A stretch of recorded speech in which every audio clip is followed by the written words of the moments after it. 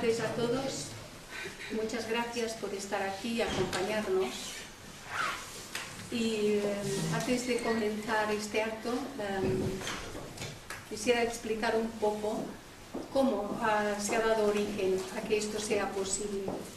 El pasado año, unos compañeros estudiantes de la Sociedad Teosófica, encabezados por José Rubio, que fue el que tuvo la primera idea, propusieron hacer un homenaje a uno de nuestros más insignes teósofos. Así de entrada, cuando esto se planteó, habíamos oído hablar. ¿De quién? De Mario Rosso de Luna, también conocido por Don Mario, por aquellos que le estimaron tantísimo. Pero a muchos de nosotros pues era un nombre así como que nos sonaba como muy lejano, ¿no? Y lo cierto es que cuando comenzamos a indagar un poco, pues muchísimos de los miembros de la Sociedad Teosófica no habían oído hablar de este compañero que nos ha dejado una obra importantísima.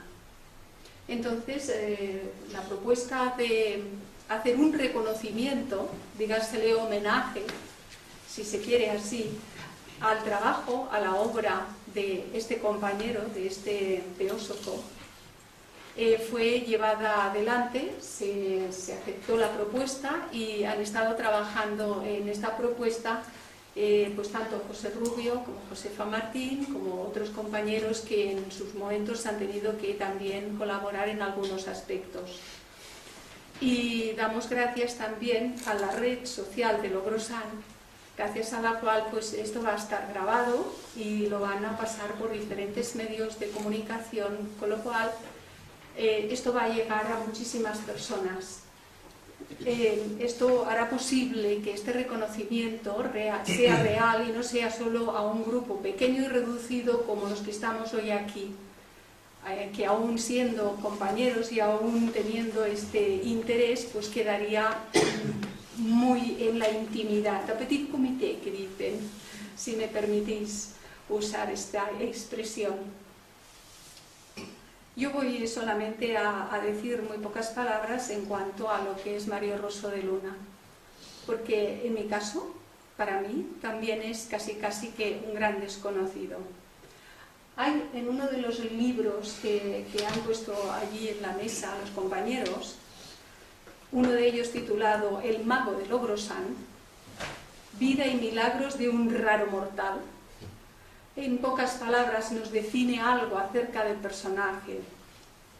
Lo nombran como teósofo y ateneísta y luego más tarde nuestros compañeros os ampliarán estos aspectos. Y lo encabeza un pequeño artículo, unas pocas palabras, tituladas Un óbolo a la justicia. Lo que estamos comenzando a hacer hoy aquí, esta tarde aquí, pretende ser un óbolo a la justicia. Dice, el hombre más incomprendido de todos los españoles contemporáneos. Es una interrogación este Rosso, dijo el célebre caricaturista chileno, señor Vidal, cuando con experto lápiz representó a nuestro gran amigo, el mago logrosaniego, pluma en ristre y el cuerpo curvado en forma de interrogante, al saltar meteóricamente por los aires desde España hasta América, tal y conforme aparece en la portada de este libro, saltando, digo, como si el gran río océano de los clásicos griegos no fuera para él, sino uno de los míseros regatos que fertilizan a Logrosán, el minero pueblo cacereño de la Fosforita. Mi conocimiento de Mario Rosso de Luna se remite a un libro preciosísimo que se titula Wagner, mitólogo y ocultista, y que comencé a hojear hace 3 años atrás y en el cual estoy tratando de trabajar. No me atrevería a decir trabajando, pero tratando de trabajar, porque en una de las obras que él comenta es El anillo del Nibelungo, y por haber estado yo preparando un trabajo en imágenes, en PowerPoint, y pretender encontrar los aspectos simbólicos de esta obra, alguien me remitió a esta obra de Mario Rosso de Luna, y en ella he estado encontrando un apunte de la gran riqueza de conocimientos científicos, literarios, filosóficos, históricos, mitológicos. Es inacabable.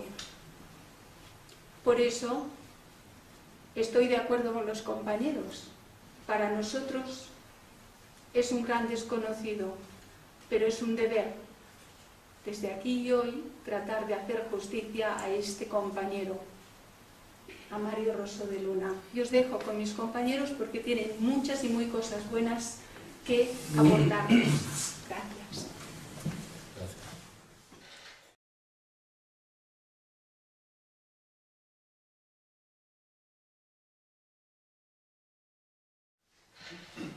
Bueno, me toca a mí hacer un poquito la introducción y la causa de este, llamémosle homenaje, aunque no es un homenaje al uso, que normalmente no es el primer homenaje que se le hace a don Mario. Evidentemente, a los 2 años de abandonar el plano físico, se le hizo un homenaje en el Loto Blanco, en Logrosán se le ha hecho homenaje, en Salamanca se le ha hecho homenaje.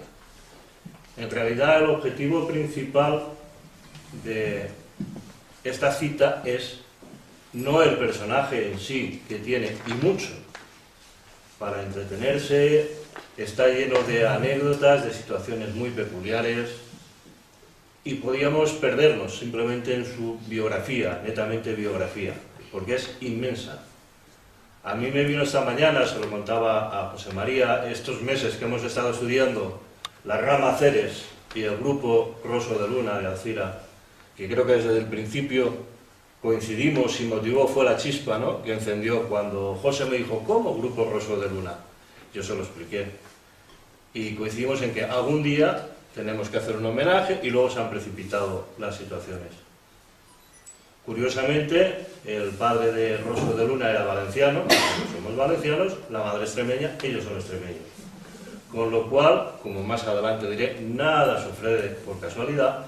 Se han dado todos los elementos necesarios para que hoy estemos aquí, principalmente hablando de su obra. Cuando yo empecé a ver de qué parte me hacía cargo, de qué podía hablar, le comentaba a José María, digo, mira, es como un árbol que ves de lejos muy bonito y cuando te acercas a él e intentas abarcarlo, no puedes. Dices, me gustaría, pero no puedes. El Rosso de Luna sigue abriendo muchas puertas hoy en día, mucha gente, no solo nosotros, lo está descubriendo. Ha habido gente que dice, uy, es que Rosso de Luna es que es muy difícil. ¿Y quién ha dicho que esto iba a ser fácil? Pues que Blavatsky es fácil. Rosso de Luna, en la época que escribe, no podía escribir de otra manera.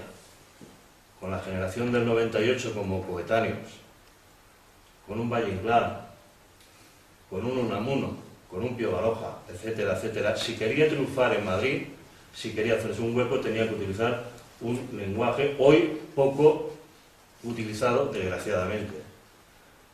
Isaac me reconocía, es que de cada libro podía salir 2 o 3 libros, por la cantidad de notas y notas y notas que aparecen.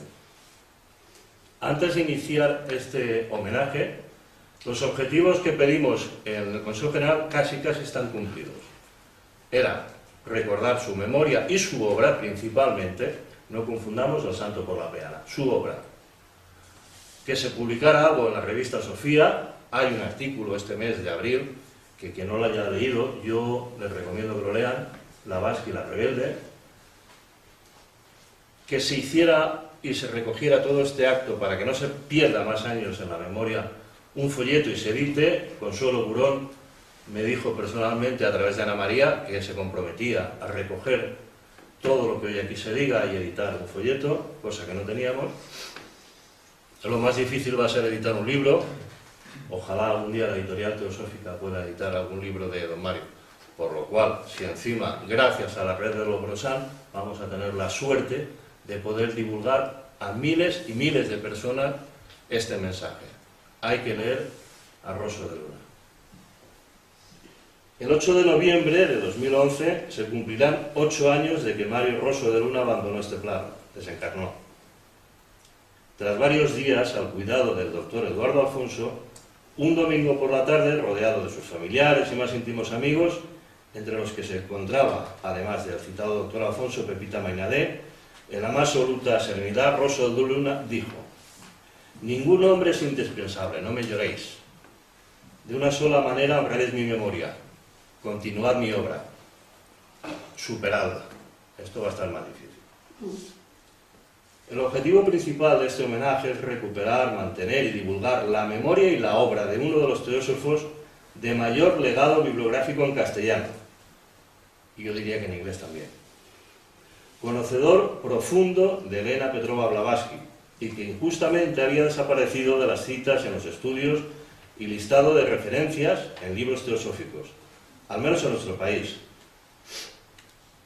Tras la guerra civil y la dictadura, el que fuera fundador de la revista Hesperia, y luego la rama Hesperia, junto al siempre recordado Olivares, Talavera, que junto al doctor Eduardo Alfonso, que aún tuvimos la posibilidad de conocer aquí en las jornadas ibéricas del 82, cuando vino Juan Viñas, celebradas en este mismo lugar, tras ese paréntesis histórico, para conseguir un libro de Rosso de Luna había que acudir a las librerías de Viejo o a las ferias del libro de ocasión.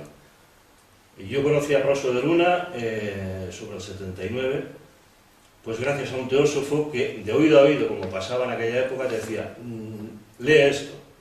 Y los libros se encontraban, como he dicho, en las librerías de Viejo y en las ferias de ocasión. No existía, desgraciadamente, Rosso de Luna en las librerías. En el epílogo del libro El mago rojo de Lobrosán, en 1917, libro dedicado a ensalzar y divulgar la figura y la obra de Rosso a través de diversos autores, se dice, al final de la obra: cuando en efecto empiece, tras los horrores de la Gran Guerra, la Primera Guerra Mundial, la traducción a otras lenguas, como ya se ha anunciado, será cuando nos demos cuenta de todo su alcance y trascendencia, y pasará lo que con Cajal y con tantos otros genios que no hemos sabido apreciar en todo su valor hasta que desde fuera nos lo han dicho. Desgraciadamente después los acontecimientos históricos, Segunda Guerra, Guerra Civil, la posguerra, etcétera, etcétera, desapareció todo.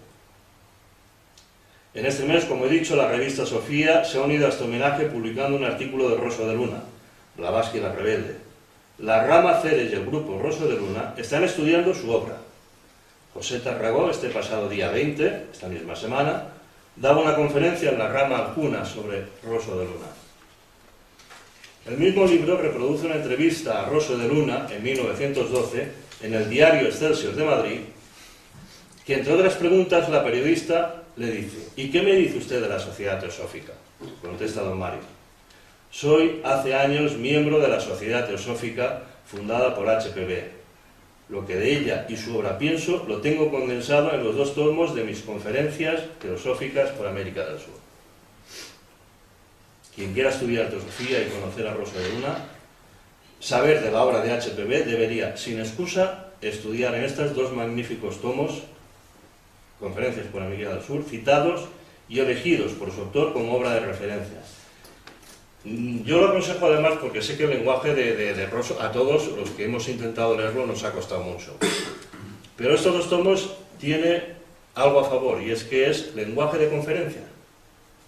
Entonces no es un lenguaje ilustrado que él está sentado, sino que son conferencias, no como las de ahora, nos quejamos, eran de 2-3 horas las conferencias.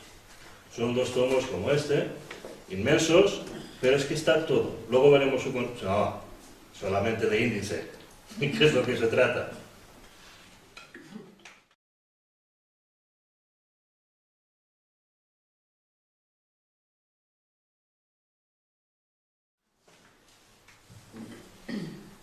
En el primer tomo, además del retrato autobiográfico de don Mario, podemos encontrar en un lenguaje directo, ya que son la transcripción de sus conferencias, cuyos contenidos son titanismo contemporáneo y la teosofía, arte, ciencia, teosofía en todos los tiempos, causa de la aparición de la teosofía en Europa, la teosofía y la vida, los 3 objetivos de la sociedad teosófica, leyes de Dharma y Karma, ley cíclica o de reencarnaciones, religión, leyendas, mitos, ciencia positiva, las n dimensiones del espacio, la psicofísica contemporánea. En el segundo tomo tenemos física y metafísica, iones y electrones, profecía de HPV sobre el descubrimiento del radio, la transmutación alquímica de los cuerpos simples, la voluntad manifestada en el cosmos según Schopenhauer, la mónada y la dúada, pitagóricas, las estancias de Cian, biología, química, paleontología, los 7 principios del hombre según los Vedas, astronomía, astrología, la mujer y la teosofía, el gran misterio de la separación de los sexos, HPV, una sibila moderna. La historia ante la teosofía, catástrofe atlante, el pueblo vasco o protocaldeo, los ciclos indostánicos, babilónico, etcétera, etcétera, etcétera. En el primer tomo de las conferencias y primer capítulo encontramos Canto de Amor, donde Rosso de Luna nos habla directamente de sus sentimientos y experiencias desde que conoce las enseñanzas de HPV hasta haberse embarcado hacia Sudamérica. Os leo solo un trocito, que es muy significativo porque es el don Mario más interior el que habla. Textual. HPV me había revelado un mundo completamente nuevo. Tras 18 años de estudios universitarios, en allá 1902, convencido entonces de mi ignorancia ilustrada, puedo asegurar que desde aquel día de marzo, una nota secreta, constante como un mantra, dulce y augusta como música pitagórica, avasalladora e indeclinable como kármica, voz del destino, resonaba en lo más profundo de mi ser, al modo de aquella otra que el judío errante del mito le musitase siempre al oído. Anda, anda, anda. Caminé lo mejor que pude, y los 7 primeros años de aprendizaje teosófico, pasadas esas inefables impresiones primeras que ninguno de nosotros desconoce, la noche espiritual se cernió sobre mí. Una noche verdaderamente hiperbórea, iluminada, apenas no por uno de esos astros que en España hay ya no lucen, por pulso karma de sus intransigencias religiosas, sino por los fugaces auroras nacidas de mi corazón, de impenitente idealista. En lo que podía apreciar estuve solo, completamente solo. Continúa. En este mismo capítulo de Canto de Amor, nos cuenta su encuentro con Annie Besant en París, acompañado por José Chiffré, discípulo y amigo personal de HPV e introductor de la Sociedad Teosófica en España. Allí nos relata la tan traída y mal contada entrevista de Rosso de Luna con la presidenta Annie Besant. La resumo muy brevemente. Habréis oído hablar que él fue nombrado para sustituir, a pesar de algunos, a Annie Besant por sus conferencias por Sudamérica, y tuvo la ocasión de viajar a París, como otros muchos europeos, para seguir las conferencias de Annie Besant y entrevistarse con ella. Pidió poder verla y darle cuenta del proyecto que le iba a llevar a Sudamérica, ya que la iba a sustituir, para saber su opinión. Él cuenta que entre entrevistas, conferencias, etcétera, y un largo agenda, le consiguieron 5 minutos. Pero hubo un error. Le dijeron que sería a las 2 y Annie Besant a la 1:30 se tenía que marchar. Cuando se lo dijeron, mire, a tal hora vendrá, yo a la 1:30 tengo que partir y me sabría muy mal no poder ver a este hombre. Él lo cuenta como algo anecdótico, que tiene una corazonada y le da por salir antes. Y salió antes de la hora citada y marchó al hotel donde se alojaba Annie Besant. La sorpresa de José Chiffré fue enorme porque momentos antes cuenta, dice, bueno, como no sea, no había móviles, como no sea por vía telepática, a ver cómo hago yo que este hombre venga antes de que Annie Besant se marche. La sorpresa de Chiffré fue enorme y llegó y por eso le dedica 3 breves minutos, porque no tenía más. Annie Besant le escuchaba atentamente y cuando termina le pregunta qué opina y ella contesta con un seco pero amoroso, dice él, bien, ya. Él se queda sorprendido de momento y os leo textual. Secamente y cariñosa. En fin, solo y entregado a mis fuerzas parecía el colmo de la crueldad o del desdén. Los 3 minutos de la entrevista inspiraron burlones y me aparté de allí deseoso de estar solo para dar rienda suelta a mis encontrados pensamientos. Quien solo ha leído hasta ahí da una interpretación, pero si seguimos leyendo, dice: y el conato de rencor fue ahogado en su germen.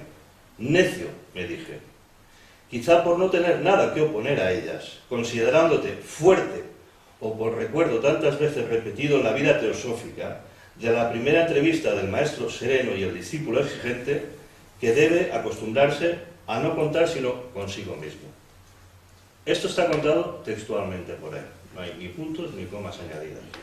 Sobre esta entrevista se han dicho dimes y diretes. Quien tenga interés, aquí en Los Tomos, que lo podéis encontrar en Upasica, lo tenéis. Si algo ha definido a Rosso de Luna, que fue químico, filósofo, astrónomo, pedagogo, abogado, periodista y consumado guitarrista, fue la que surgió en Gijón en las escaleras del Hotel Mallet, al cruzarse con la primera dama del país, que discretamente no han dicho la esposa del rey, pero es la primera dama del país, que al observarlo, al cruzarse con él en las escaleras, le dijo: ¿y usted quién es? Dice: mire, tengo el honor de ser vecino vuestro en el hotel. Ya, pero ¿usted qué es? Don Mario, que no tenía oposiciones, cátedra u oficio remunerado, contestó: señora, yo soy teósofo y ateneísta. Cuentan que acompañaba a la dama el director general de contribuciones e impuestos y pasó la noche en vela intentando deducir qué oficio era ese, que no pagaba nada al Estado por concepto alguno. En otra de las entrevistas que concedió, que son muy ilustrativas, en el segundo tomo de las conferencias por América del Sur, Rosso de Luna, a un periódico de Buenos Aires, y he extractado solo esta pregunta porque en aquella época los iniciados iban por títulos como el que es agrónomo o ingeniero. Yo soy iniciado, y lo leo, no es que yo, iniciado como yo, voy a permitir. Y a él le preguntan, hablando del tercer objetivo de la Sociedad Teosófica y sobre el ocultismo, y si se consagraba a estas prácticas, don Mario dice: no soy ocultista porque no me creo bastante puro ni tengo inteligencia suficientemente desarrollada para ello. El que quiera escuchar, que escucha. Don Mario no tenía suficiente inteligencia, o sea que a nosotros no nos queda nada.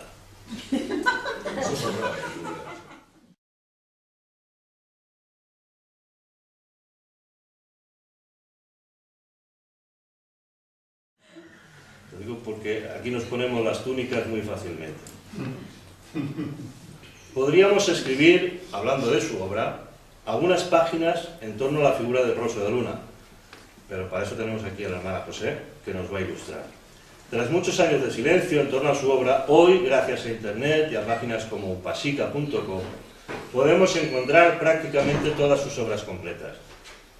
Desde 1905, cuando se publicaron sus artículos de investigaciones sobre el remoto pasado de Extremadura, hablantes extremeños, en la revista de Extremadura hasta 1931, Rosso de Luna nos deja un legado de más de 37 volúmenes, ojo, conocidos, porque les puedo asegurar que siguen apareciendo obras no publicadas, conferencias, miles, no cientos, miles, que algún día puede que vean la luz, ¿vale?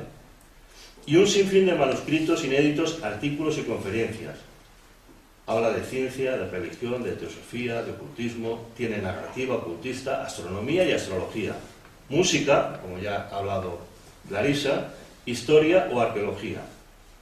Hay que destacar determinados trabajos que deberían ser de lectura obligada. Conferencias teosóficas en América del Sur, simbología arcaica. La simbología arcaica en un principio se le vino a llamar comentarios a la doctrina secreta. Para aquellos que quieran estudiar, que estén interesados y estudien la doctrina secreta, es aconsejable que al lado esté simbología arcaica, porque no es que él interpreta, es que amplía y complementa. Ojo, amplía y complementa lo que dejó HPB. La esfinge, quién somos, de dónde venimos, dónde vamos, hacia la gnosis y en el umbral del misterio, ambas obras de amplio y profundo contenido de ciencia y teosofía. ¿Nos suena de algo, no, Carlos? Esto viene que ni al pelo. El tesoro de los lagos de Somiedo, narrativa ocultista, subtitulada por la Asturia Tenebrosa, reeditada varias veces y denominada El Quijote del Ocultismo, y sobre la que recientemente se puede leer en elpaís.com, lo siguiente. Esto está sacado hace una semana de internet y es una sorpresa agradable. elpaís.com. Intento de recuperación de viejos textos asturianos. Les resumo. El prologuista, Juan Cueto, nos dice: es un viaje iniciático por las Asturias tenebrosas. Su novela incorpora los mitemas primordiales del discurso ocultista, mágico, arcaico, maravilloso, fantástico, y en primer lugar el símbolo del centro representado por Asturias. Para Mario Rosso de Luna, el país Astur es el espacio sagrado por excelencia, el punto de intersección de las tres regiones cósmicas: cielo, tierra, infierno, la capital de la geografía sagrada y mítica del ocultismo español. Según Juan Cueto, fue Mario Rosso de Luna quien encarnó en nuestro país con mayor contumacia ese género muy novelero del mysterium tremendum. Y dice: nadie me quita, el prologuista, nadie me quita de la cabeza que el brillante y ya popular libro de Sánchez Dragó, libro de viajes al centro, le debe mucho más a Rosso de Luna y compañía que a Menéndez Pelayo y sus compañeros del alma. Como por ahí se asegura. Esto también lo tenemos que decir. Han habido autores que de ese silencio de don Mario, y no voy a poner yo nombres, como el de Sánchez Dragó, lo han utilizado, y García Tienza también, pero no quiero. Lo han utilizado, lo han copiado, y ni tan siquiera lo han citado. Y se han subrogado de una autoría que no es suya, de don Mario, que llegaba a conocerlo muy poca gente.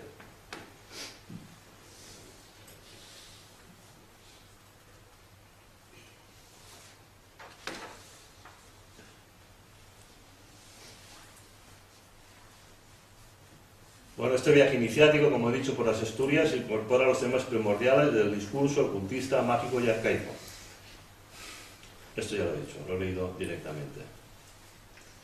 Yo tengo, por si alguien está interesado, porque hubiera podido ser lastimosamente pesado para ustedes, que yo estuviera aquí leyéndoos el título y el contenido de los 30 y pico volúmenes que he dicho. Pero si alguien se quiere fotocopiar, sí que les aconsejo que si están interesados en internet, por supuesto en upasica.com están todas las obras, incluso el Tíbet y la Teosofía, que él no llegó a ver porque se publicó en el 33 cuando ya había fallecido. Después, afortunadamente, se siguen reeditando libros en el 2006, en el 2007, en el 2008. Creíamos que era un monopolio y no existe tal monopolio. Editorial Humanitas, editoriales sudamericanas siguen editando, y está la casadelibro.com, librodot.com, todolibro.com. Allí se pueden, bueno, Alfa y Omega, que es la empresa que da a conocer los libros de la editorial teosófica, también tiene libros de don Mario, y quien esté interesado pueden encontrar allí, pero vamos, en Upasica es gratuito. Y por lo tanto no está encuadernado. Luego ya quien tenga gusto de encuadernación, en Upasica se consiguen otras que no puedes encontrar en ningún sitio. La verdad es que todavía, bueno, lo del por el tesoro del lago de Somiedo, yo recientemente he comprado uno que se llama Por tierra de la Atlántida, pero es un extracto de Sevilla al Yucatán, es la segunda parte de por el tesoro del lago de Somiedo, y trata sobre la Atlántida de Platón.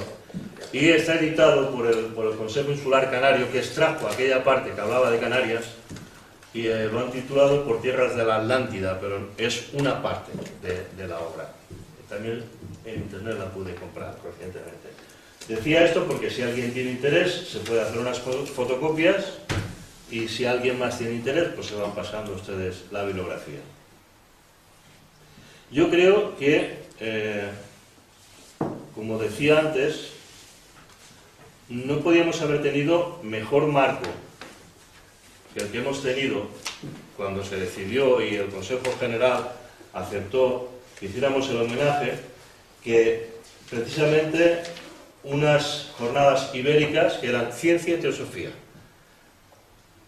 Ideales, porque si don Mario Salvo es ciencia y teosofía, pasando por cualquiera de aquellos aspectos. Él decía: el ocultismo de la vida está casi siempre en las coincidencias más triviales de ella. Ayer hablábamos de la entidad. Si existe la entidad, seremos conscientes de ese cultismo que nos rodea y que muchas veces por estar con esa mente parlante que dice Krishnamurti no nos damos cuenta de lo que está pasando a nuestro lado. No podíamos haber tenido mejor marco, como decía, para este homenaje a Mario Rosso de Luna que las Jornadas Ibéricas de Teosofía bajo el lema Ciencia y Teosofía, lema bajo el cual escribió la mayoría de sus estudios y trabajos, jornadas además organizadas por la rama Asperia, que él fundó junto a gente como hemos nombrado antes, como Olivares, y hoy tendremos el honor de escuchar a Paz Olivares, que sí conoció a don Mario, que dice, pero yo era muy pequeñita, pero lo conociste, y representas toda una época, Paz. Rosso de Luna dijo, y repito y termino, el ocultismo de la vida está casi siempre en las coincidencias más triviales de ella. Muchas gracias.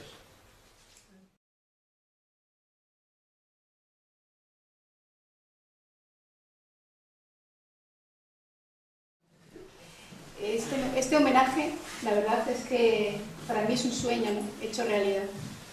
Espero no emocionarme mucho. Pero realmente nos va a ayudar, nos va a dar la oportunidad a algunos de recordar y a otros de conocer, porque ciertamente Rosso de Luna es un desconocido y cuesta creerlo que sea un desconocido para nosotros, ¿no? Bueno, haré un recorrido cronológico por las etapas de su vida: nacimiento, influencia familiar, etapa crucial, formación intelectual, Rosso astrónomo, Rosso arqueólogo, sus viajes, la vida familiar, Rosso periodista y ateneísta, y Rosso teósofo y su obra, porque realmente el motor de su vida fue la teosofía. Eso sí, muy importante destacarlo. ¿Puedes leerlo en la pantalla? Sí. Mario Rosso de Luna nació el 15 de 3 de 1872 en Logrosán, un pueblo de Carmen. Él amaba profundamente su tierra y llegó a decir: toda pena honda, todo afecto místico y toda música elevada me transportaba con la fantasía a mi retiro querido de las Villuercas. También hay que decir, no solamente él amaba profundamente su tierra, sino que su tierra realmente siempre lo ha reconocido como un hijo ilustre. Allí tenemos los recortes de prensa que Logrosán ha dedicado los homenajes y todo el reconocimiento que ha tenido, y efectivamente ha sido mutuo.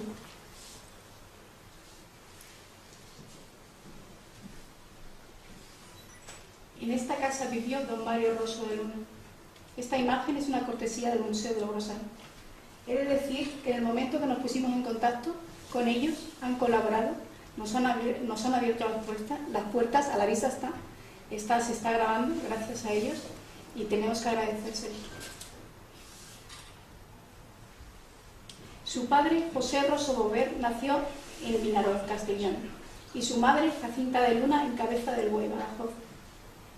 Jacinta de Luna era hija de Julián de Luna. Lo destaco porque es muy importante. Conocido liberal, escritor, maestro, economista y político. Y es que realmente Rosso de Luna parece seguir sus pasos.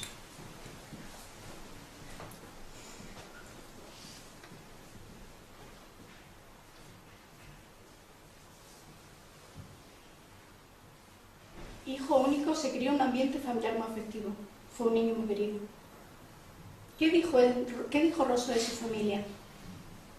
Mi padre era más artista que ingeniero. Flores, primavera, música, mar y sol. Así recordaba su tierra paterna. Mi madre era una erudita cerrada. Cuantos libros tenía la biblioteca de su padre los leía, y citaba de ellos párrafos enteros, amén de cantar con muy buena afinación no pocas óperas italianas. También hay que decir que la madre de Rosso influyó mucho en su educación. De pequeño siempre le estaba leyendo, y eso influyó mucho, y él se lo reconoce en sus obras. Y destacamos la figura de su abuelo, porque Rosso no llegó a conocerlo, pero su madre, por todo lo que le inculcó y también por la labor que hizo el abuelo, él lo menciona. Tenemos ahí en la revista Extremadura un artículo de Rosso hablando de su abuelo, y está muy bien. Por si queréis verlos, lo hemos traído para que lo reviséis. De su abuelo, Rosso dijo: filósofo por educación, evidenció altamente sus ideas liberales y faltóle poco para caer en manos del Santo Oficio. Es evidente que Rosso heredó y amplió dichas facetas. Ahora nos vamos a la etapa crucial, que yo creo que todos lo conocemos, ¿no? Pero aquí hay algunos que dicen que fue un sueño, otros que dicen que no ocurrió, bueno, pero es importante como lo cuenta él, ¿no? También. Él dice: nací enfermizo, anémico y como raquítico, y así continué hasta la horrible y decisiva crisis que padecí a los 17 años y que hubo que cambiar radicalísimamente mi naturaleza física y moral. Él padeció una meningitis muy grave y estuvo a las puertas de la muerte. En aquellos días, cuando se encontraba un poquito mejor, salió a pasear con su padre y cuenta Rosso, que vio a un mendigo sin cabeza, pero no dijo nada a su padre porque lo consideró producto de una alucinación, producto de su propia enfermedad. Pero días después, y esto es lo interesante, vieron ambos, los dos, dando un paseo los dos, padre e hijo, vieron ambos un hombre muy joven, rubio, bellísimo, pero vestido de mendigo, y lo vieron a lo lejos y le impresionó mucho. Cuando se iba acercando, le dice Rosso a su padre que le dé unas monedas para dárselo. En el momento que pasa a su lado, le dan la moneda, los dos se emocionan tanto que se ponen a llorar. Y dicen, se parece al ángel Tobías. Y es por esto la representación que indico del libro de Tobías, que es un encuentro entre el hombre y el ángel. Esta vivencia fue calificada por Rosso del encuentro incomparable o reencarnación en vida. A partir de ahí, su vida toma otro cariño. Ahora vamos a la formación intelectual. Estudiante aventajado, dio pruebas de gran capacidad intelectual.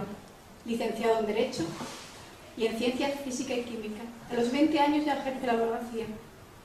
Miembro correspondiente de la Real Academia de la Historia. En 1917, más de 300 profesores y ateneístas, con Ramón y Cajal a la cabeza, hicieron una petición pública para que le fuera concedida una cátedra de Historia de las Religiones en la universidad. Pero su fama de teósofo y la oposición de los jesuitas hicieron que nunca la obtuviera. Siempre se le cerró las puertas a Rosso. Con todas las dotes que tenía no fueron aprovechadas. Y como dijo Unamuno, que más adelante lo veremos, solo por considerarle un autor sospechoso en aquel tiempo. También se entiende, ¿no?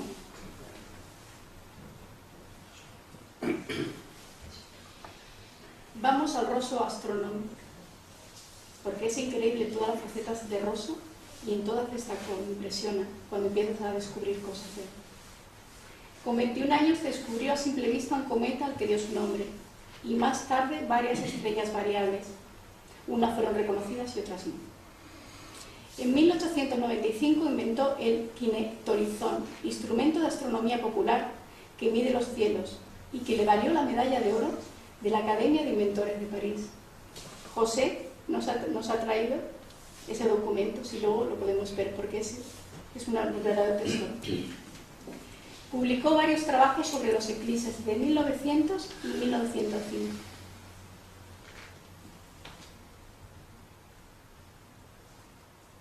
Rosso de Luna goza en aquel momento de gran reputación como astrónomo. En España obtuvo las condecoraciones como la de Isabel la Católica y la de Carlos III. Y en 1909 edita un libro en francés, Evolución solar y serie astroquímica. Este libro no está editado en español, solo en francés. Pero tenemos un capítulo que es la referencia que ha hecho José, de Atlantes Extremeños, que salió en la revista Extremadura, publicado, que si queréis hemos sacado una copia y está ahí también. Estas imágenes son del Museo de Historia y Cultura de Casa Pedrilla de Cáceres. Cuando paséis por Cáceres, ahí está, que sí merece la pena ir.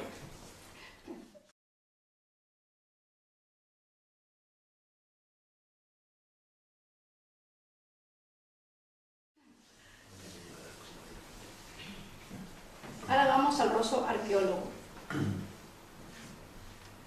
Gracias a su dedicación a la arqueología tenemos la estela de Guerrero de Solana de Cabañas, de gran valor arqueológico. Se dio a conocer en el Boletín de la Real Academia de la Historia, en la prensa en general, y se conserva en el Museo Arqueológico Nacional de Madrid. Otros hallazgos están en el Museo Provincial de Cáceres. Además, fue intérprete del Códice Maya y la escritura ómnica, transcripciones en la roca de constelaciones del firmamento, carta del cielo. Dijeron que era un verdadero, no sé quién nombró, como que era este trabajo de Rosso era impresionante, tenía un valor incalculable. Ahora nos vamos a los viajes. Con 25 años viaja a París, Bruselas y Londres. Trabaja de traductor, profesor e incluso de músico. En París colabora con el profesor erudito Toro y Gómez en el Diccionario Ilustrado de la Lengua Española. Es en ese momento cuando Toro y Gómez le ayuda a editar ese libro en francés. Es aceptado miembro titular de la Sociedad Astronómica de Francia y miembro de la Sociedad Real de Arqueología de Bruselas. Es aquí cuando tiene el primer contacto con el esoterismo, según dicen. Aproximación al esoterismo. Conocerá a Teósofos, lo que pasa que indica solo Teósofos, no sé realmente qué contacto tuvo y con quién. A Alan Carr y a Flammarion. Fue él quien, este último, quien le acreditó el título este de la Sociedad Astronómica. Está firmado por él. Y creo que tuvo mucha relación con él. Alan Kardec. Sí. No, Flammarion. Sí, Flammarion, el último. Vamos a su vida familiar. Entre viajes, conoce a su mujer, Trinidad Román. Ella es de Miajadas, de Cáceres, de otro pueblo de Cáceres. La conoce en Logrosán. Y se casaron cuando los dos tenían 27 años. Rosso vio a su futura mujer en las fiestas de Logrosán y dijo: madre, quiero que esa mujer sea mi esposa.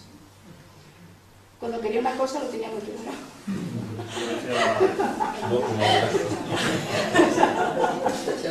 Este es como el de la película de ayer. Este tenía una buena caja. Sí, sí.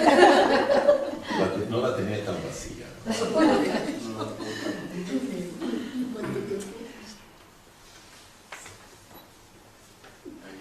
Sí. Tuvieron dos hijos, Sara e Ismael. Sara fue una buena discípula de su padre, sabrá mucho más Pacita de eso que yo. Y para mí es un descubrimiento. Cuando empecé a investigar sobre el tema, de Ismael sabía poco. Digo yo, ¿y qué ha sido de su hijo? ¿No? Porque no leía nada sobre él. Investigando, descubro que hizo una gran labor como geólogo. Fue un ilustre geólogo y ha hecho una labor muy importante.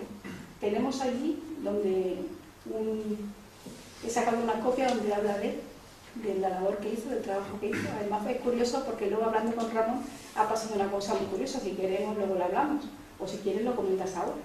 Bueno, si queréis la comento. Antes de venir aquí a las jornadas he estado unos días en mi pueblo, en Linares, y en Linares hay un museo de la mina. Y visitando el museo resulta de que veo unos esquemas geológicos de lo que era la tierra de Linares, y me encuentro con una sorpresa, y es que veo falla Rosso de Luna. Claro, como venía al seminario este de las jornadas ibéricas, evidentemente hice unas fotos que en todo caso luego te las pasaré.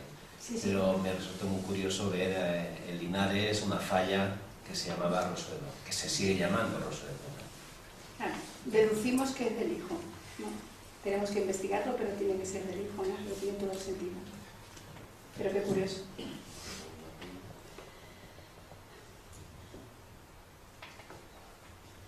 Vamos al Rosso periodista y ateneísta. Su actividad periodística se remonta a los 20 años. Él indica que a los 14 empezó a escribir. Algunos artículos fueron publicados en el Globo madrileño. Al trasladarse a Madrid, ya creo aproximadamente 30 años, trabajó como redactor en el periódico Liberal y Ciudad Lineal. Llegó a afirmar con los seudónimos Juan de Sarto, un reporter, Liborio Canetti, y en una carta dirigida por Hurtado, gran amigo de él también, decía: cuanto vea firmado por el prior de Magacela, doctor Rumi, doctor Iberia, etc., es de la casa. Es de él. Esto es muy importante porque el comentario que hizo José antes, ¿no?, de lo que tenemos que llegar a descubrir, fíjate lo que hay por ahí, de Rosso Luna sin saber. Se dice que el periodismo y una pequeña renta es lo que le ayudó a subsistir a Rosso, porque todas las puertas le fueron cerradas. Fijaros qué hombre con qué dotes y qué poco aprovechadas.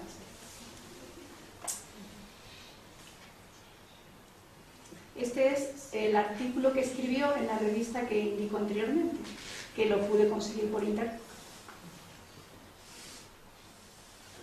Vamos al Rosso ateneísta. Colabora asiduamente en periódicos, ateneos y tertulias en la Cacharrería de Madrid y en el Café Gijón. Como miembro del Ateneo de Madrid, trató con personajes como Miguel de Unamuno y Valle Inclán. De esto nos podría decir mucho Pilar, ¿no?, que ha estado allí en el Ateneo, ¿no?, y habla de Rosso Luna, tengo entendido. Bueno, yo hablé un poco de la historia de la Sociedad Teosófica y claro, aludí a Rosso de Luna y entonces allí le conocían también. Y bueno, yo sabía menos cosas de las que tú has dicho, pero yo investigando sobre el tema también coincido, ¿no?, con lo que tú has contado. Y algunas personas pues sí se acordaban, no se acordaban de él, pero hablaron de él, le conocían, aunque yo creo que la mayoría no. O sea, la mayoría sintieron curiosidad e interés por conocerle más. Su retrato estaba allí hasta ahora, que le han quitado el retrato, pero yo espero que sea para restaurarle y que luego vuelva a su sitio. De todas maneras, voy a hablar con las personas encargadas para que otra vez pongan su retrato, porque ha estado siempre ahí, su retrato.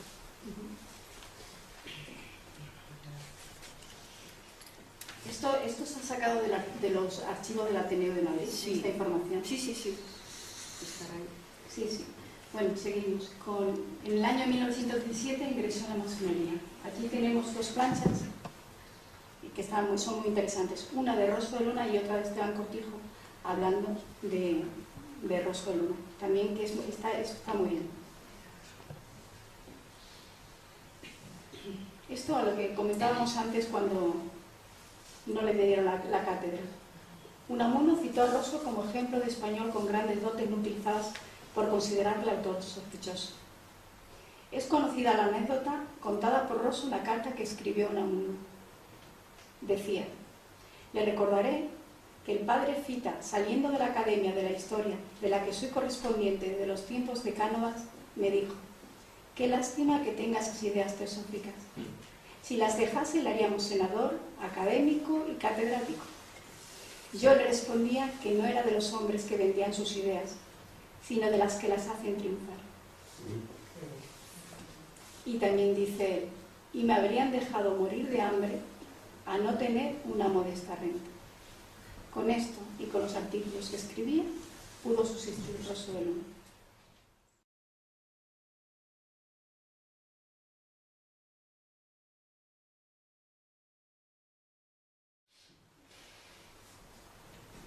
Ahora vamos al Rosso teósofo y al canto de amor que ya nos ha leído José.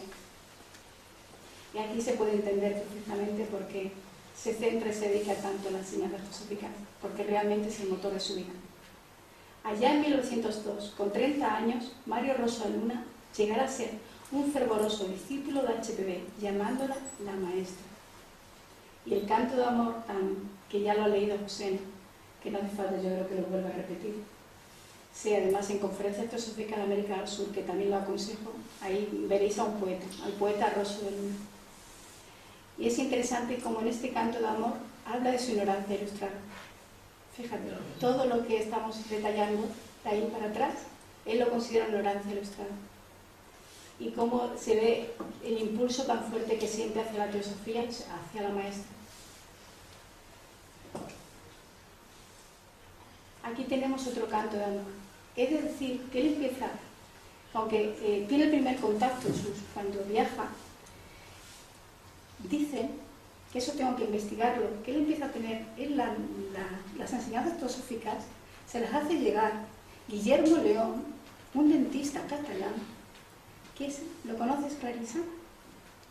Solo de oídas. Solo de oídas. Guillermo León llegan nombres. es el que le habla de teosofía, le hace leer lecturas y le habla de los fundadores.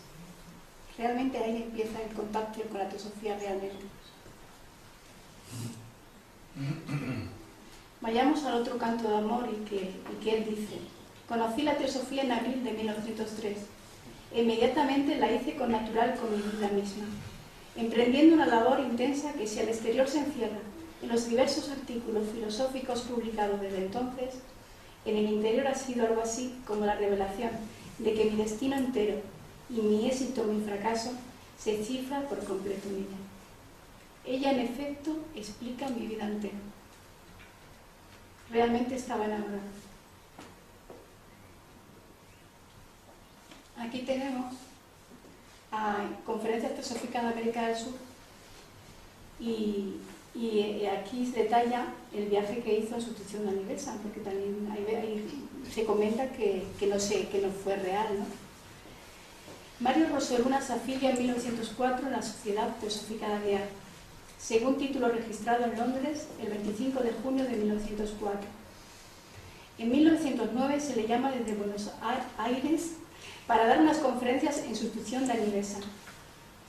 De aquí el recuerdo que de él tienen aún en Sudamérica y los 2 tomos de su obra, Conferencias Teosóficas en América del Sur. Cuando se le llama para sustituir a Annie Besant, quien le escribe una carta es el doctor Federico Fernández, que es el delegado de la Sociedad Teosófica en América del Sur. ¿Qué ocurre? Él no le conocía a Rosoluna, pero cuando tenía que sustituirlo, no sabía quién, pensó en él porque había leído artículos de Rosoluna y le gustaron mucho. ¿Qué pasó? Le escribe una carta y cuenta en Conferencias Teosóficas de América del Sur que nada más enviar la carta se arrepintió. Se asustó porque realmente no conocía a Rosoluna. No sabía si le gustaban sus artículos, pero no sabía si realmente estaba a la altura para poder sustituir a Annie Besant. También hay que decir que fue un gran éxito en todos los sentidos. De hecho, es importantísimo. Esto yo me atrevería a decir que si Rosoluna no llega a hacer estos viajes, y si Rosoluna aún sí que estaría olvidado del todo.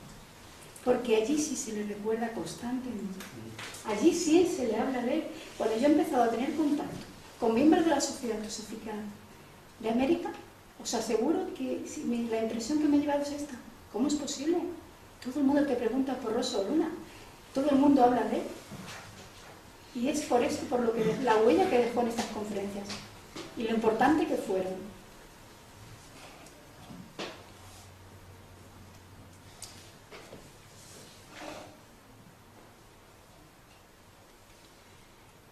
En Madrid, el 17 de noviembre de 1921, Rosoluna acaba fundando con más hermanos, entre ellos el padre de Pacita, la Rama Hesperia y 2 años después la revista del mismo nombre. En 1930, un año antes de morir, fundó con sus hermanos el Ateneo Teosófico, siendo presidente Mario Rosoluna y su vicepresidente Eduardo Alfonso. Es interesante sobre el tema del Ateneo Teosófico, ¿no? José Luis estaba muy interesado en ello. Este texto es de la circular del Ateneo Teosófico. Esto también lo he recogido en el archivo del Ateneo. Texto de la circular del Ateneo Teosófico recién fundado, donde se expone el ideario y los fines de la institución, publicado en el Liberal, Madrid, 24 de diciembre de 1930. Invitaban a personajes de todas las tendencias y establecían con ellos discusiones y conferencias públicas. Impartieron clases de filosofía por haber cerrado el gobierno la Universidad Central. Una muestra más del talante accesible, integrador y de compromiso con el ideal teosófico. De esto también os puedo decir mucho Pacita, porque hablando con ella de este tema decía que era impresionante, que cuando tenían alguna charla se llenaba, ¿no?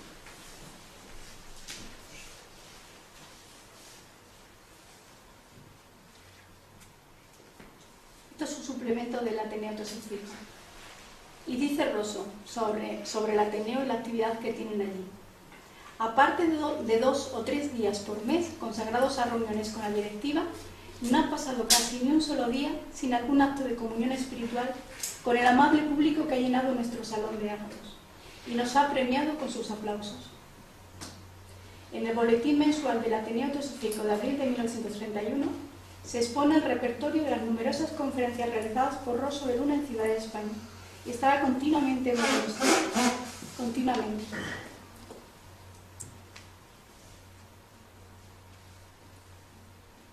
Aquí tenemos una curiosidad también que salió en el periódico también del Ateneo de Madrid cuando Ginejarasa vino a España. Rosso de Luna está, sí, a su izquierda.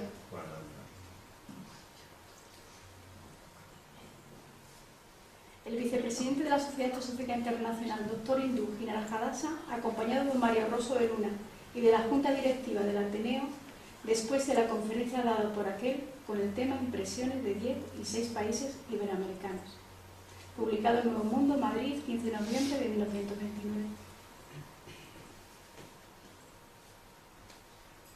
De esto nos ha hablado José. Escribió numerosas obras de teosofía que reunió bajo el título La Biblioteca de las Maravillas.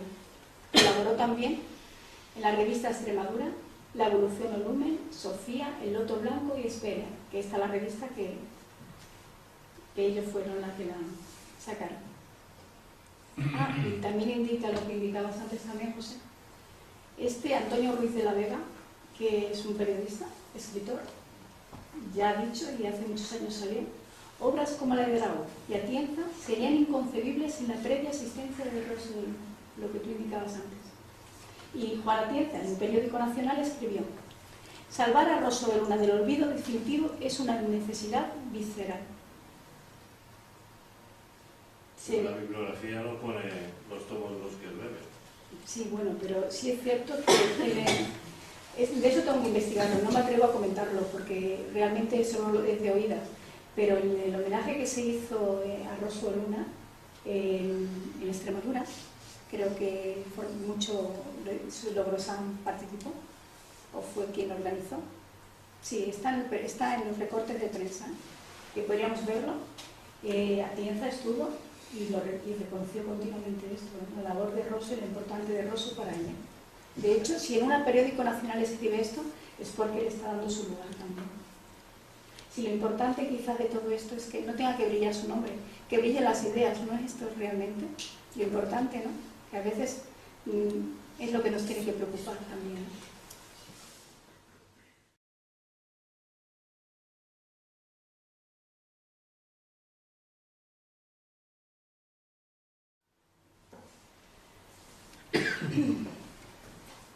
Aquí tenemos la obra del doctor Eduardo Alfonso, Mis recuerdos.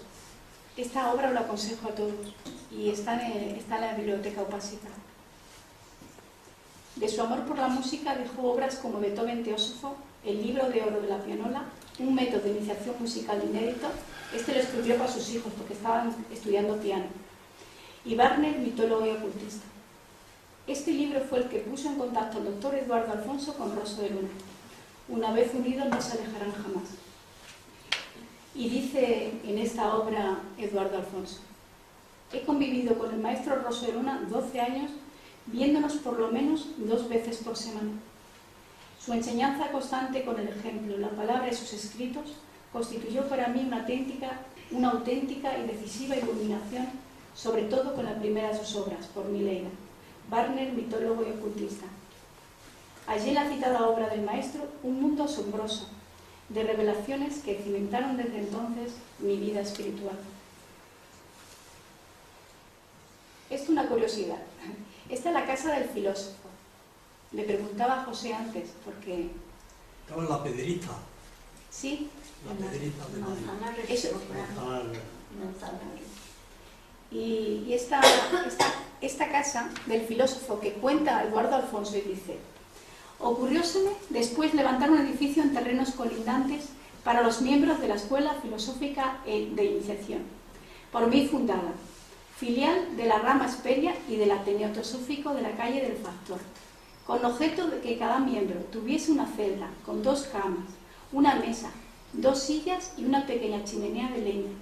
Tuve la satisfacción de verla terminada y que fuese inaugurada por el maestro Mario Rosso de Luna, que con ayuda de mis hijos Héctor y Edmundo plantó 2 cipreses a los lados de la puerta principal, haciendo buena la sentencia árabe de tener un hijo, plantar un árbol y escribir un libro, cosa que hicimos con creces don Mario y yo.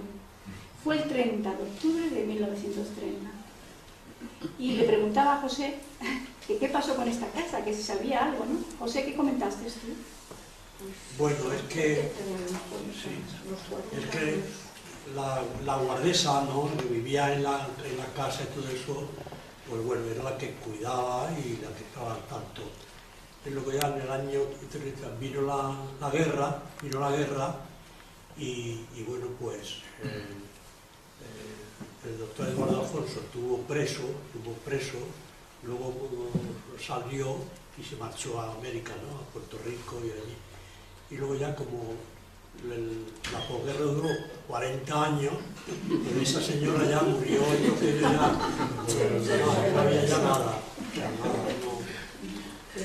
no pudimos nada.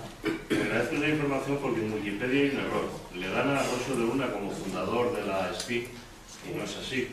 Incluso sacan esa foto como si estuviera en el inicio de las obras cuando están plantando un árbol. Él ayudó, Sí. a Eduardo Alfonso, pero él no fundó la Escuela Filosófica de Iniciaciones. Sí. Y está en Wikipedia, ¿eh?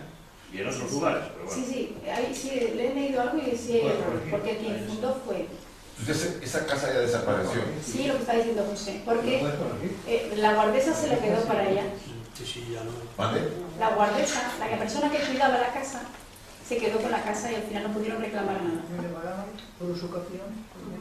Por eso se lo pregunté a José, porque tenía curiosidad, porque no lo sabía tampoco.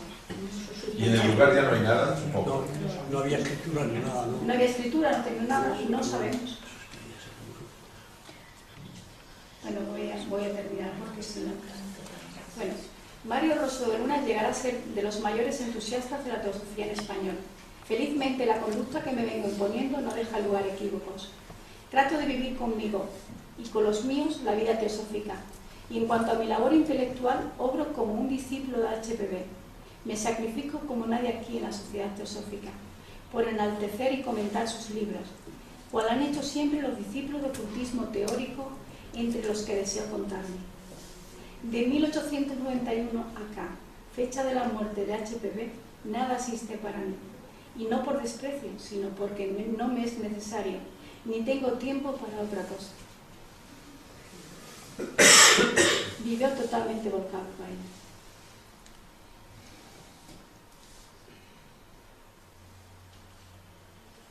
Mario Rosso de Luna fue un hombre bueno y sabio. Realmente a veces hablamos de sus grandes dotes, pero era un hombre de mucho corazón y todo el mundo lo dice. Muchas referencias siempre hablan de un hombre bueno y sabio. Es como le describe mucha gente. Y que era todo corazón. Mario Rosso de Luna fue un hombre bueno, valiente y fiel, que vivió entregado a la causa, como buen discípulo de HPB. Al final de sus días fue cuidado por su querido hermano, el doctor Eduardo Alfonso. Murió plácidamente el 8 de noviembre de 1931, dejándonos un hermoso mensaje. Ningún hombre es indispensable, no me lloréis. De una sola manera honraréis mi memoria. Continuad mi obra, superadla. Este panteón, el panteón familiar del Cementerio Civil de Madrid. Hay una anécdota sobre el momento de que Rosso de Luna abandonó el plano físico. En el último instante estaba con Eduardo Alfonso y tuvo un momento de lucidez y le dijo: Eduardo, no te puedo decir lo que he visto, pero ahora sí que me voy tranquilo.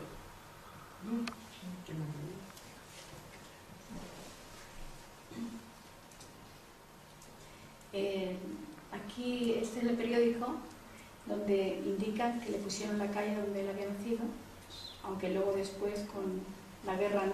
Fue cuando, después de la guerra, Sí. volvieron a cambiar la calle y volvieron a poner el nombre. O el nombre del buen suceso. Del buen suceso, sí, efectivamente.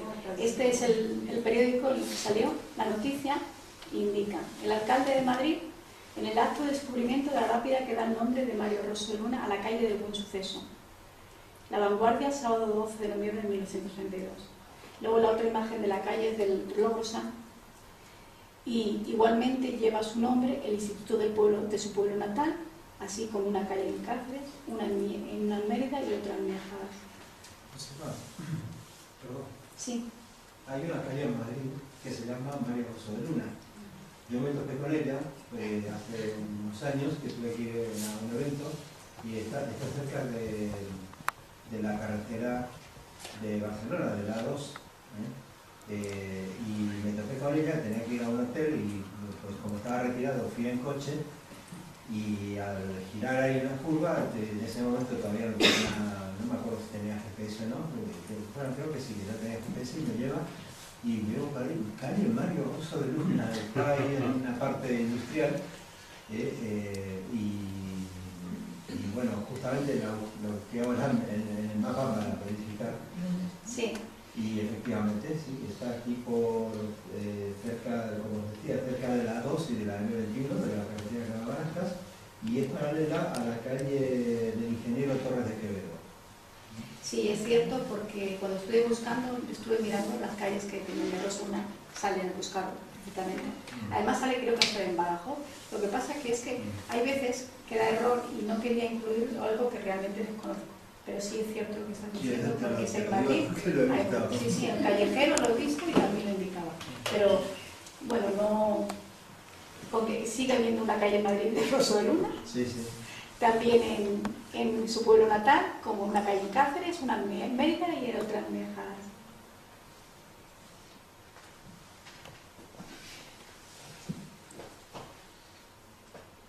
Mientras su nombre luce en el firmamento y demás lugares, este homenaje no tiene sentido, ciertamente no lo tiene. Celebramos su generosidad y entrega al ideal teosófico. Al evocar su canto de amor, recordamos al cantor.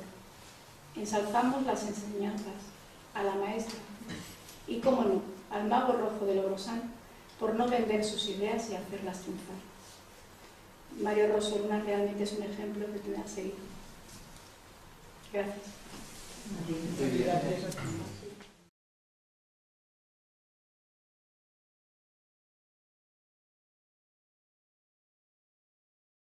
¿Estás viendo el luz al final? A don Mario Rosso de Luna. ¿Ves bien? Allí, 1900. Que si ves bien. Si que si ves bien. Leo bien, sí.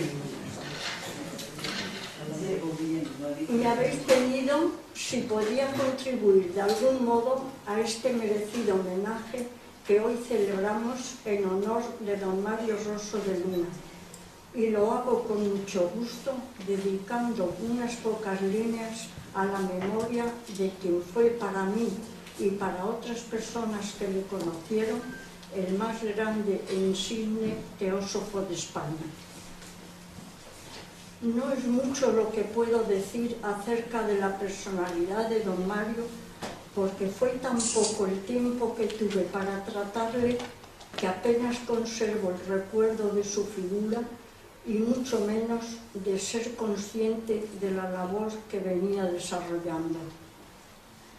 A pesar de que mi padre nos llevaba al Ateneo, a mis hermanos y a mí, cuando el doctor Alfonso, otro teósofo y médico naturista al que muchos de vosotros habéis conocido, reunía a los niños alrededor del piano, enseñándonos canciones o leyéndonos cuentos y leyendas, explicando su moraleja y simbolismo, yo era entonces demasiado pequeña para alcanzar a comprender la trascendencia de todo lo que allí estaba sucediendo. No obstante, conservo la sensación de que en el Ateneo se respiraba una atmósfera de paz, de trabajo y estudio, sensación que nunca he olvidado. Fue después, Pasados los años y los turbios tiempos de la dictadura franquista, cuando pude y pudimos todos acceder a la lectura de las obras de Rosso de Luna, reunirnos viejos y nuevos teósofos en la renacida rama Hesperia y reunir los libros que se salvaron de la contienda. Es entonces cuando, con los años suficientes, pude darme cuenta de quién fue don Mario y de lo importante que fue para la teosofía en España su nunca bien ponderada y apreciada labor, tal vez por desconocida de los teósofos de hoy. Muchos fueron los fervientes elogios que me llegaban de personas que le trataron de cerca, entre ellos de mi padre, que habiéndose formado teosóficamente a su lado desde sus jóvenes años, me hablaba de él con gran entusiasmo y devoción, llamándole su maestro. De la trayectoria de su vida y de mis posteriores lecturas, considero que estamos ante la figura de un verdadero teósofo al que no deberíamos olvidar. Sabemos que Rosso de Luna, extremeño de Pro, nació en Logrosán, provincia de Cáceres, el día 15 de marzo de 1872, como nos ha explicado muy bien y muy informada José. Dotado de una rara inteligencia, fue un activo investigador, buscador de la verdad, antidogmático y librepensador, que dedicó toda su vida a defender los valores humanos, el amor y la justicia, valiente, que no rehuía enfrentarse a otros ilustres que disentían de su forma de pensar. Polifacético en su formación, pues tenía varias carreras: científico, filósofo, músico, observador y amante de la naturaleza, fue además un hombre sencillo y cordial en su trato, espiritualmente bueno, a quien todos admiraban y respetaban. Con toda seguridad yo diría que Rosso de Luna era un alma grande, un ego muy evolucionado, y donde quiera que esté seguirá trabajando por el bien de la humanidad, pues su ideal fue siempre despertar las conciencias dormidas. Con este bagaje, y según consta en documentos de la época, don Mario conoce la obra de Blavatsky y se incorpora al movimiento teosófico en el año, yo tengo 1902, hay aquí un desfase de un año con respecto a lo que nos ha contado José, que me parece que ha dicho 1903, pero bueno, es un detalle insignificante. Se siente identificado con su ideario, se pone en contacto con antiguos miembros y solicita su ingreso en la Sociedad Teosófica. Desde ese momento contribuye a divulgar sus enseñanzas entre los medios intelectuales españoles y americanos, realizando innumerables viajes por varios países, impartiendo conferencias y escribiendo artículos en periódicos y revistas. En el año 1921, con un grupo de teósofos, entre los que figuraba mi padre también, fundó la rama Hesperia de Madrid, como consta en la Carta Constitutiva que se exhibe actualmente en el Salón de la Rama. Trabajador infatigable, más adelante, en 1930, Rosso de Luna propone la apertura de un Ateneo Teosófico con objeto de ampliar el campo de difusión de la teosofía, ofreciendo la tribuna a conferenciantes ilustres en otras materias científicas, filosóficas o religiosas, de acuerdo con los principios fundamentales de la Sociedad Teosófica, que nos aconsejan, como sabéis, su estudio comparativo, y demostrar así que los fenómenos materiales, psíquicos y espirituales obedecen todos a las mismas energías de la naturaleza. A la rama Hesperia se le cedió un lugar en el Ateneo para celebrar sus reuniones, de forma que en el mismo local funcionaban ambas instituciones conjuntamente con bastante éxito y en armonía. Tristemente, don Mario disfrutó poco tiempo del Ateneo por él fundado, pues el día 8 de noviembre de 1931 fallecía en Madrid, asistido por su gran amigo, el doctor Eduardo Alfonso, dejando huérfanos a sus muchos discípulos y amigos que nunca le olvidarían. La rama Hesperia siguió celebrando sus actividades con el ánimo y el recuerdo de su maestro, que les pidió en su obra final que continuaran su obra, como nos ha dicho también José. La Junta de Hesperia aprobó publicar en su honor un boletín para insertar noticias y artículos suyos, y a la biblioteca se le puso el nombre de Rosso de Luna.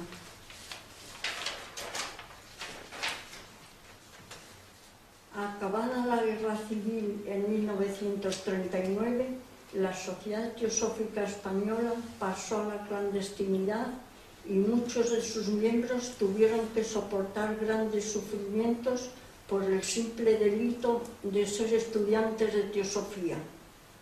Un día después de 8 años fallecido, la policía fue a buscar a don Mario a su domicilio, suponemos que no con muy buenas intenciones. La placa de la calle en que vivió y murió y que llevaba su nombre desapareció. Después el doctor Eduardo Alfonso escribió e hizo gestiones para recuperarla y el resultado fue el silencio administrativo. Para terminar este pequeño resumen, permitidme que os lea un corto párrafo sobre algo que Rosso de Luna pensaba de la teosofía, según se cita en la biografía de Esteban Cortijo, Mario Rosso de Luna, teósofo y ateneísta, página 79. Así dice Rosso: la teosofía como sabiduría divina y la filosofía como ciencia, arte y aspiración integral del titanismo humano están ligadas como el efecto y la causa, o como la madre y el hijo, y la teosofía es hija de la filosofía, que la genera como el agua genera la nieve, aunque también la filosofía se refugia en la teosofía como agarre seguro, como punto firme donde eliminar los errores y donde purificar las dudas. Por esto, todo idealista es de alguna manera un teósofo, porque la teosofía no es enemiga de la ciencia, religión ni orientación alguna capaz de impulsar en más o menos el progreso del mundo. La teosofía solo tiene un enemigo, y es el proteo del egoísmo. Todo cuanto retarde, dificulte, destruya o contradiga el esfuerzo evolutivo de la humanidad es egoísmo, o sea, el polo opuesto de la teosofía. La teosofía es un ideal, y el ideal es como el sol, no puede ser patrimonio de nadie. Nada más por mi parte. Gracias.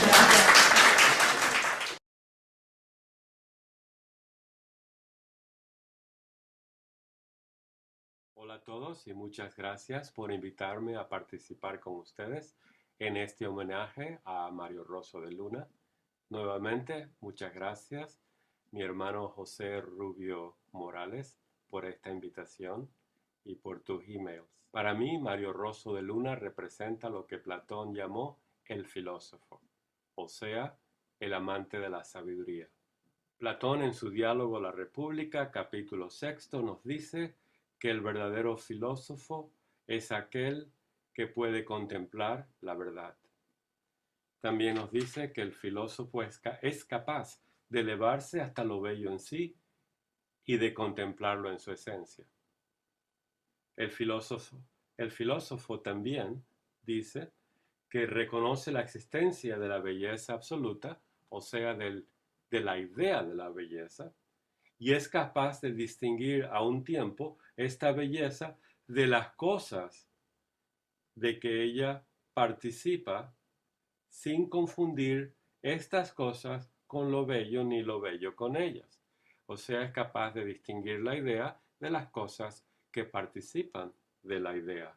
En otras palabras, nos dice, para terminar, que el filósofo reconoce naturalmente el verdadero conocimiento y lo distingue de la falsa creencia. ¿Dónde encontró Mario Rosso de Luna este verdadero conocimiento que lo va a transformar en una sabiduría? En mi opinión, lo encontró en los escritos de Blavatsky, sobre todo en los libros Isis sin velo y La doctrina secreta. A ellos se dedicó a estudiar, a meditar, a contemplar y a compartir con todos nosotros su sabiduría en una forma expansiva, en una forma ilustrativa y para mí brillante. En esta presentación tengo 10 diapositivas, incluyendo esta, en los cuales les quiero presentar un par de puntos que he estudiado de Mario Rosso de Luna. El libro que yo he estudiado y estudio con más frecuencia es el de Simbología Arcaica. Y de este libro he extraído un par de citas para compartir con ustedes. Espero que les agrade, que les sea útil y que estudien mis gráficos.